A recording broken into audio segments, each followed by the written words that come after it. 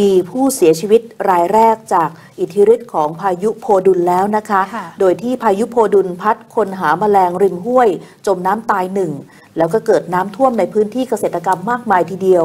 อิทธิพลของพายุโพดุลทำให้ทั้งจังหวัดอุบลราชธานีมีปริมาณน้ำล้นตลิ่งตามลำน้ำสาขาของแม่น้ำมูลลำน้ำเซบกซึ่งเป็นพื้นที่ทางตอนเหนือของจังหวัดอุบลราชธานีไหลท่วมพื้นที่เกษตรกรรมนะคะรวมถึงเส้นทางคมนาคมที่เชื่อมระหว่างหมู่บ้านเข้าสู่ตัวอำเภอในหลาย10จุดเจ้าหน้าที่ต้องนำเรือเข้าช่วยลำเลียงชาวบ้านที่ติดอยู่ตามจุดสูงต่างๆไปส่งยังจุดปลอดภัยและเหตุการณ์น้ำท่วมครั้งนี้ทำให้นายสมรสู่ขวัญอายุ67ปี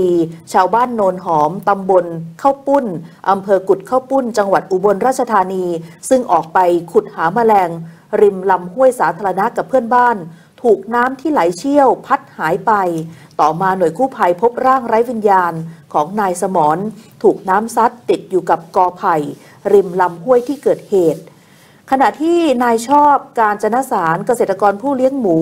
ริมลำห้วยตาเที่ยวบ้านกุดข้าวปุ้นตำบลกุดข้าวปุ้นซึ่งต้องขนย้ายแม่พันธุ์พ่อพันธุ์สุกรออกมาเลี้ยงในที่สูงก็บอกว่าพายุครั้งนี้ทำให้พื้นที่อำเภอกุดข้าวปุ้นฝนตกหนักตลอดทั้งวันลำห้วยตาเที่ยวล้นตลิ่งไหลท่วมคอกเลี้ยงสุกรเร็วมากกระแสน้ำพัดเอาเครื่องสูบน้ำค่ะปลิวหายไปเลยค่ะแล้วก็อุปกรณ์เลี้ยงหมูลูกหมูบางตัวลอยไปกับน้ำโถน่าสงสารมากต้องรีบขนย้ายพ่อพันธุ์แม่พันธุ์หนีน้ำแทบไม่ทันนายชอบเนี่ยบอกว่าน้ำมาเร็วแล้วก็ไหลแรงในรอบหลาย10ปีซึ่งตนก็ยังโชคดีที่ยังได้รับความเสียหายไม่มาก